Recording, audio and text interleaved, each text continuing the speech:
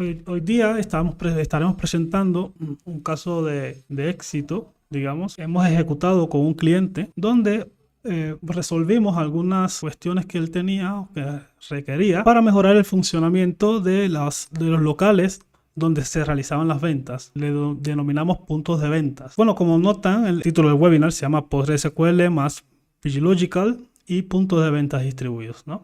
Entonces vamos a estar en el transcurso de la presentación viendo cuál fue el requisito que definitivamente resolvimos con el cliente utilizando estas dos tecnologías como tal, ¿no? Y bueno, para ponerlos en contexto, básicamente nos contacta un cliente, ¿sí?, que tiene el siguiente, digamos, inconveniente, ¿no? Él tiene diferentes puntos de venta. Está aquí en el Ecuador, en la parte sur del país. En cada punto de venta realizan, o menos de forma general, los siguientes procesos, ¿no? Tienen un inventario, realizaban ventas de medicamentos en cada uno de los locales y además realizaban todo el proceso de facturación. Los sistemas que estaban instalados o el sistema que está instalado funcionaba de esta manera, ¿no? Una manera básica, clásica, sería un servidor de base de datos y un servidor de aplicativo alojados. Bueno, realmente era infraestructura de ellos propia, en un centro de datos. Pero bueno, la idea del dibujo es que esto puede ser en la práctica para cualquier otra persona o cualquier otra situación, un lugar remoto fuera del local donde se encontraba o de los locales, y bueno, se accedía desde esos puntos de venta y se hacía todo el procedimiento, ¿no? Obviamente este modelo no es que esté, o sea, no tiene ningún tipo de problema y funciona, es un modelo, digamos, clásico, pliegue de aplicativos cliente-servidor, ¿no? Ventaja de tenerlo así, bueno, toda la base de datos está centralizada en un solo sitio, ya los reportes se hacen en una sola base de datos, en ese lugar están, digamos, toda la información que se manejan de todos los locales directamente. Y de alguna manera es fácil de administrar también porque, bueno, es un solo sitio donde está alojado todo, ¿no? Poco a poco nos cuenta el cliente que fueron creciendo en puntos de venta y de locales en toda la región y empezaron a sumar nuevos. En el momento en que nos hacemos el contacto inicial, ya eran más de 40 locales en toda la zona sur del país, ¿ya?, con potencial crecimiento, incluso a lugares donde hay, digamos, la comunicación es un poco complicada, no solamente por cuestiones, digamos, que no llega a cable ni nada, sino que geográficamente era imposible de que hubiese una buena conexión, por ejemplo, en el Ecuador, en la zona de Galápagos, ¿sí?, donde en aquel tiempo, si no estoy equivocado, no hay conexión directa por cable y todas las comunicaciones eran a través de satelitales. Entonces querían ir hacia allá, querían ir a zonas de difícil acceso donde las comunicaciones no son muy buenas, ¿no? Entonces eso le supone un problema porque si tenían la base de datos y todos sus datos en un solo lugar, esos locales que están en esas zonas, en caso de que se le interrumpiera la comunicación, pues sencillamente dejaban de funcionar. Y eso es lo que no querían, ¿ya? Ellos querían seguir operativos, querían seguir vendiendo, querían seguir haciendo movimientos de stock locales, o sea, del inventario que tenga ese local o ese punto de venta, ¿sí? Y que eventualmente, si se restablece las comunicaciones, todo el movimiento que hayan realizado de forma local se sincroniza automáticamente con el servidor central. La idea es que aún cuando cada local o cada punto de venta tenga independencia suficiente para seguir operando sobre los datos y el inventario que tengan localmente, ese tipo de transacciones, o sea, ese tipo de movimiento de datos locales, se sincronicen con el servidor central para temas de reportería, para el tema de movimientos de inventario entre un punto de venta y otro, etcétera, ¿sí? Esas son cosas que se quería mantener, pero con el sistema actual, el ecosistema actual que tenían era complejo. Y bueno, ese fue, digamos, a grandes rasgos, el motivo del proyecto, ¿no? Bueno, nosotros empezamos a analizar la situación y llegamos a una conclusión obvia: instalar o de alguna manera llevar la base de datos o una sección, una parte de la base de datos, solamente aquella que le interesaba a cada uno de los puntos de venta, ya al punto de venta directamente, ¿sí? sea, en esa base de datos iban a estar todo su inventario, toda la información que necesite, ¿ya? Que tenga, que se cuente en ese punto de venta, digamos. Y de esta manera pueden seguir transaccionando independientemente de que no haya conexión directa o momentánea, que no haya conexión en el momento con la base de datos central, ¿no? Y un requisito fundamental es que eventualmente se restablece la conexión, se sincronizara automáticamente. ¿Okay? Ahora, todo esto se puede hacer, pueden haber diferentes aproximaciones para resolver este problema, ¿sí? Uno puede ser utilizando o modificando el sistema, ¿ya? Que tienen instalado y que el sistema, o sea, el software, se encargue de hacer ese tipo de sincronización. ¿Okay? Eso suponía modificaciones al sistema, a la plataforma o al aplicativo que ellos estaban utilizando. Y eso no era viable. ¿Ya? Por diferentes razones no era viable. Entonces había que buscar algo que fuera lo más transparente posible, de preferencia que no se necesitara modificar nada del aplicativo, ¿ya? Y que permitiera todo este requisito fundamental, ¿no? Que es la sincronización eventual de datos. Y ahí es donde entramos nosotros a trabajar con ellos, ¿no? Analizamos todo y finalmente pudimos utilizar para resolver ese requerimiento solamente funcionalidades que ya existen en Postgres, como es la replicación, y utilizamos además la extensión pgLogical para todo el tema de digamos, la transmisión de datos, ¿no? ¿Cómo nosotros abordamos y empezamos a analizar todo el entorno de la base de datos del cliente para la solución, ¿no? Lo primero que hicimos fue ver cómo de alguna manera lógica separábamos los datos o era fácil separar los datos que se generaban de transacciones en los diferentes puntos de venta. ¿A qué me refiero? Cuando los diferentes puntos de venta estaban transaccionando, estaban vendiendo, estaban haciendo movimientos de inventario, todos los registros que se generan en la base de datos, a la hora de la replicación hacia el servidor central, deberían buscarse un mecanismo en que los IDs generados de las tuplas en la base de datos no colisionaran, ¿no? Porque eso se supone un conflicto a la hora de replicar los datos hasta el central. Entonces, la primera aproximación que hicimos a la base de datos fue analizar la generación de IDs y asignación y procedimos a la asignación de rangos para la generación de IDs en los diferentes puntos de venta. Entonces, una vez que ya lo metimos de lleno en la base de datos del cliente, nos dimos cuenta de algo interesante, y es que el ERP que estaban utilizando, no sabemos el motivo, todas las claves primarias de las tablas eran de tipo integer, que en sí no está mal, ¿sí? Lo que sucede es que un tipo de dato más coherente, digamos, sería el big int, ¿ya? Porque nos permite un rango mucho mayor de números, ¿sí? Y bueno, lo primero que hicimos fue corregir esto y le modificamos en todas las tablas y le pusimos el tipo de dato que nosotros creemos que es más correcto, ¿no? Eso para empezar. Lo siguiente es que seleccionamos un rango, le asignamos a cada punto de venta un rango bastante, creemos nosotros, lo suficientemente grande para que en mucho tiempo, hablamos de años, no haya necesidad de mover, o sea, de asignarle más rangos a esos puntos de venta en cuanto a la generación de IDs se refiere, ¿no? Que 500 millones de IDs posibles para cada punto de venta era suficiente para, no sé, que se pudieran generar transacciones por mucho tiempo, ¿no? Eso tomando en cuenta el histórico de las transacciones, digamos, globales del cliente, ¿no? Incluso tomando en cuenta el máximo por día y todo. ¿Qué hicimos? Bueno, y fuimos por los 40 y tantos puntos de venta que tenían en aquel momento y le asignamos rangos. Y establecimos que el ID punto de venta 1 generaría en cada secuencia que utilizaría la base de datos o que utiliza la base de datos, va a generar números entre el 1 y el 50 millones, o 500 millones, perdón. Y así sucesivamente fuimos uno por uno cada punto de venta y le establecimos el rango. Ya 500 millones es una cifra bastante grande para el nivel transaccional de cada punto de venta. Hay mejores soluciones tal vez, y no lo dudo, la hay. Pero en aquel momento nos pareció suficiente esto para no tener que complicarnos la vida buscando algoritmos más sofisticados, ¿no?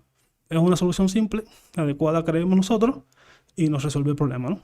Entonces, asignándole estos rangos nos permite tener miles de puntos de venta, miles, sin ningún tipo de esfuerzo, ¿sí? Porque bien distribuidos los rangos de generación, no hay ninguna colisión a la hora de la replicación. Entonces, luego, como utilizamos PGLogical, procedimos a crear los replication sets o conjuntos de replicación. ¿Qué son los conjuntos de replicación? Bueno, es un mecanismo que nos permite agrupar tablas en grupos, ¿sí? Y esos grupos se van a exponer para que otros suscriptores consuman de los cambios que expone ese grupo. A la hora de crear un replication set se le puede definir qué operaciones sobre esas tablas que están en ese replication set son las que se van a transmitir hacia los suscriptores. Analizamos la base de datos del cliente, empezamos a clasificar las tablas por tipo. ¿Cuáles son esos tipos? ¿Ya?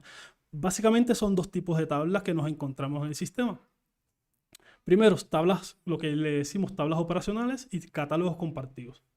Tablas operacionales son las tablas que tienen el core de las operaciones diarias, que son transacciones, caja, movimiento, stock, facturas, todo eso, ¿no? Lo que se genera propiamente, información que se genera en las transacciones en el punto A. Y bueno, los catálogos compartidos, que son nada más y nada menos que, digamos, esa información que es transversal, que se utiliza en todos los puntos de venta y que debe ser la misma. Dígase producto, dígase, no sé, la distribución política del país, ciudades, cantones, todas esas cosas, ¿no? Que son, digamos, información que es transversal para todos. Eso son lo que le llamamos los catálogos compartidos.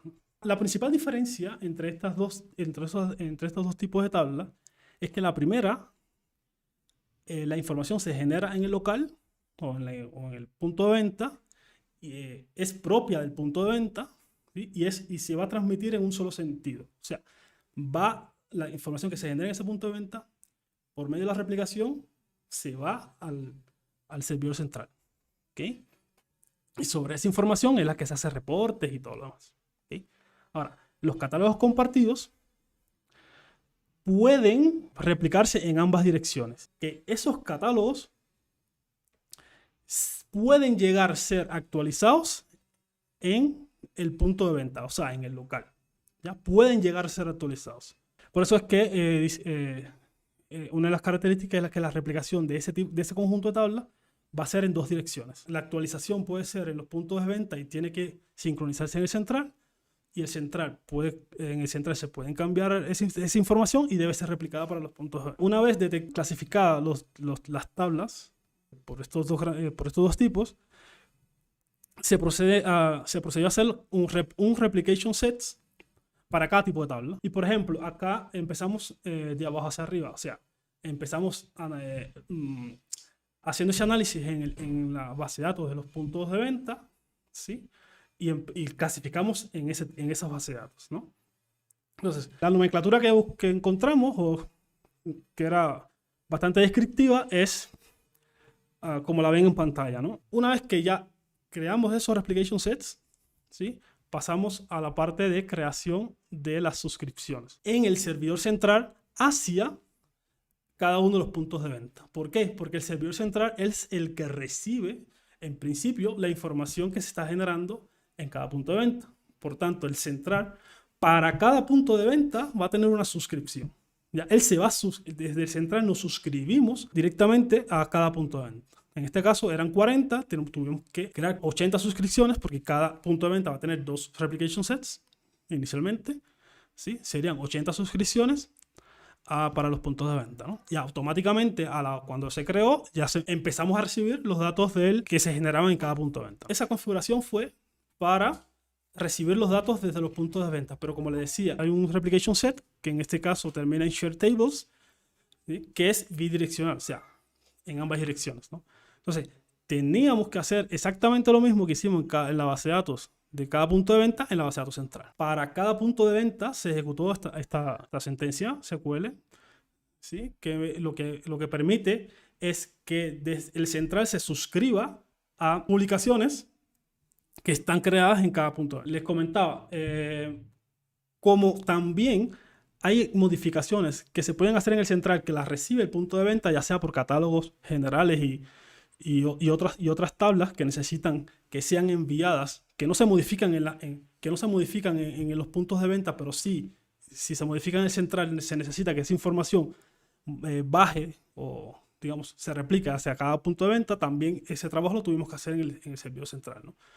El mismo procedimiento, verificamos las tablas, vimos cuáles son las que se modifican, cuáles son las que necesitan ser transmitidas, cuáles son las que se necesitan que sean bidireccional, la información bidireccional, se clasificaron en esos dos mismos grupos, ¿no?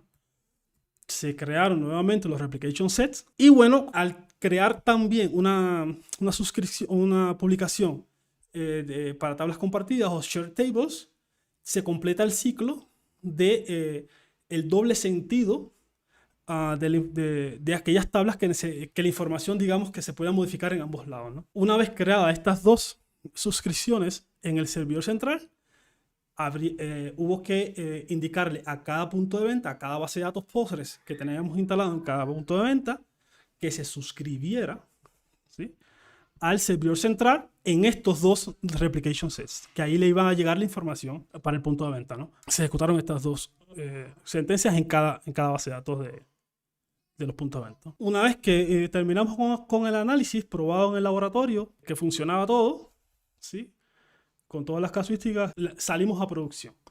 ¿Okay? Cuando salimos a producción, ya el cliente había crecido un poco más, ya tenía más de 60 puntos de venta, hoy tiene más de 90 y creciendo. Si les digo que todo nos salió perfecto, no.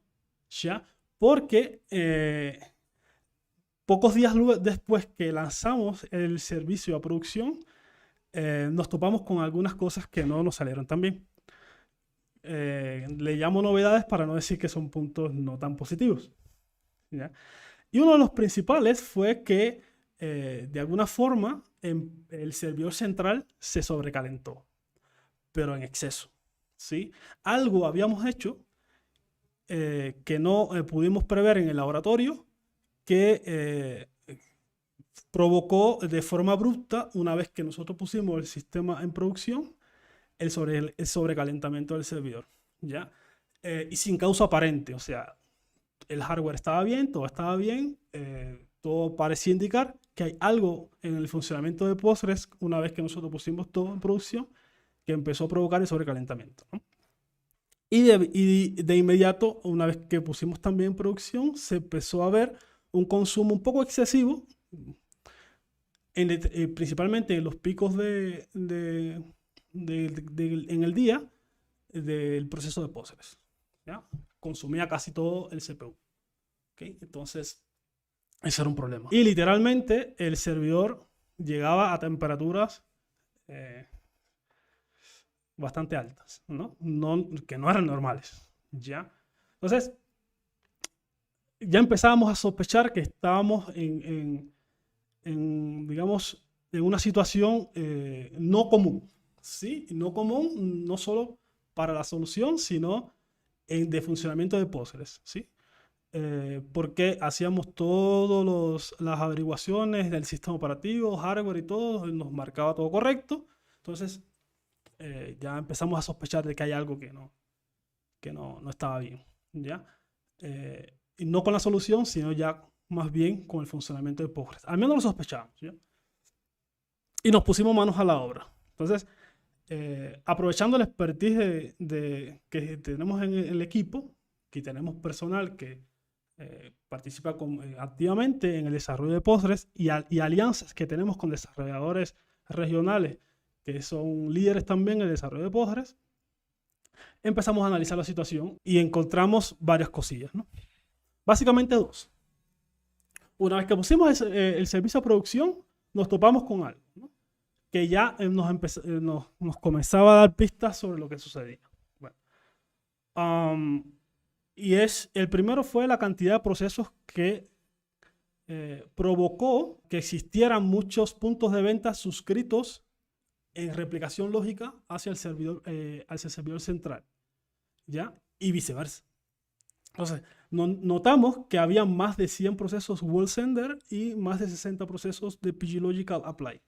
¿Qué significaba esto? Que efectivamente le estaba costando mucho al servidor de Postgres manejar este tipo de el envío de la información de replicación para cada punto de venta, ¿no? Igual que aplicar los cambios que venían de todos esos puntos de venta a medida que estaban transaccionando, ¿no? Entonces, gracias a uno de los top desarrolladores latinoamericanos de Postgres, contribuidor activo y core developer de Postgres, que Álvaro Herrera, de Chile, que nos ayudó mucho en el equipo, pudimos hacer un análisis ya de cómo se estaba ejecutando Postgres en el servidor central, ¿ya? Y ahí nos dimos cuenta, sale a la vista el problema, ¿sí? Y el problema está exactamente en un proceso que hace Postgres que no estaba optimizado, ¿ya? Para la carga de trabajo que nosotros le estábamos generando, ¿ya? Y era un proceso muy específico que controlaba el acceso a algunos recursos de memoria, ¿ya? Que no estaba optimizado, ¿sí? Y nosotros pusimos a Postgres, digamos que lo estábamos explotando al máximo, ¿no? Y como ven en la imagen, del 89% del uso de procesador del proceso de Postgres, el 68.1% estaba en un proceso digamos, de bloqueo de memoria, de acceso a memoria, y que eso es lo que provocaba que el servidor se sobrecalentaba, porque no estaba optimizado. Y hacía muchos ciclos de procesador y entonces el aumento de la temperatura, ¿no? Entonces, detectado el error, todo acabó en una solución y un parche disponible en este URL. Lo pueden ver. Está subida para que la comunidad lo utilice. Esto está en discusión, ya está en el Commit Fest. Aunque todavía no se ha puesto directamente en el código de Postgres oficial, nosotros sí al cliente le parchamos el Postgres, le generamos los binarios y lo está utilizando. Y automáticamente que se le aplicó el parche, el servidor empezó a funcionar de la manera que nosotros esperábamos, que es sin ninguna sobrecarga excesiva y todo tranquilo, ¿no? Esto es una de las cosas que nos aportó, ¿sí?, este tipo de soluciones. Descubrimos algo y al ser Postgres open source y tener los conocimientos necesarios y la ayuda necesaria para poder solventarlo, bueno, se contribuyó a la comunidad, ¿no? Otra de las cuestiones que nos decía el cliente era que tenía potencial de crecimiento, ¿ya? El negocio de él iba tan bien que podía abrir muchísimas más puntos de venta a lo largo de todo el país, ¿sí? Entonces nos plantea la pregunta, oye, ¿cómo yo puedo escalar esta solución? ¿Sí? Porque ahorita tengo un central, ¿sí? Bueno, con su respectivo backup, pero en la práctica todos los puntos de venta estaban recibiendo y escribiendo información de un solo servidor. Entonces, dice, bueno, yo quiero crecer 3 veces, 4 veces. Me estoy proyectando a abrir muchos más locales a lo largo de todo el país, ¿no? ¿Cómo yo lo hago? ¿Cómo se hace? Entonces, ¿qué hicimos? Bueno, modificamos un poco actualmente la solución y es como lo estamos, digamos, llevando ahorita. Y es que en vez de tener un central, ahora tenemos 2. ¿Sí? Pero lo utilizamos de la siguiente manera. Para no sobrecargar, o sea, para tratar de digamos, distribuir un poco la carga entre todos los puntos de venta, distribuirlo a lo largo del país en diferentes centrales, lo que hicimos fue crear un nuevo central, o sea, un nuevo nodo, ¿sí?, digamos, central, entre comillas, así la denominación de ellos, o de cliente, y los replicamos, o sea, ponemos que se replique desde el actual central, ¿no? Mediante replicación lógica. O sea, todas las tablas de la base de datos todos los datos van a ir a parar al central 2 mediante replicación lógica. Y lo que hicimos fue desviar entonces digamos, el envío de información que se modifica en el central hacia algunos puntos de venta, inicialmente, ¿no? Inicialmente fue así. Entonces, ya el central, digamos el 1, solamente sería el encargado de recibir los datos, y entonces el central 2 a determinados puntos de venta le enviaría los datos de las modificaciones, ¿no? Entonces, ¿qué nos permite esto? Por ejemplo, si el día de mañana queremos hacer lo mismo con otro, ¿ya? Porque hemos crecido mucho y queremos utilizar para un poco distribuir la carga entre todos los puntos de venta, sería nada más que añadir un nuevo nodo y bueno, redireccionar por dónde van a recibir o quién le va a enviar los datos a cada punto de venta y que no sea directamente el número 1, ¿no? El primario, ¿no? O el primero de los servidores, ¿no? Ya. Bueno, por último, en el apartado de monitoreo, que es muy importante porque ahorita tenemos el cliente tiene más de 90 servidores, pero ya le digo, la planificación es que se triplique ya la cantidad de puntos de ventas en poco tiempo y que este tipo de soluciones hay que tenerla constantemente bajo control y bajo monitoreo, ¿sí? Porque hay que detectar a tiempo, hay que ser proactivo si ocurre alguna eventualidad en cualquier punto de venta. Hay que actuar de forma lo más proactiva posible, ¿no? Entonces, el stack de monitoreo, Zabbix, para las métricas, Grafana para el dashboard y los cuadros de mando. Y bueno, también utilizamos Postgres para el almacenamiento de todas las métricas, ¿sí? Entonces, ese es el stack y nos va de maravillas, ¿no? No tenemos queja de ningún tipo, ¿no? Hasta el momento. Para finalizar, les animo a registrarse en el próximo webinar que estaría impartido o estará presentado por un colega, Carlos Chapi, ¿ya? El 12 de agosto a las 11 de la mañana. El tema es alta disponibilidad y la búsqueda del casi 100% de servicio continuo, ¿sí? Les recomiendo ahí les va a mostrar un procedimiento bastante interesante que creo que si utilizan Postgres es vital para el mantenimiento del servicio, ¿no? Entonces les animo a que se suscriban y hasta la próxima, ¿no? Gracias por asistir.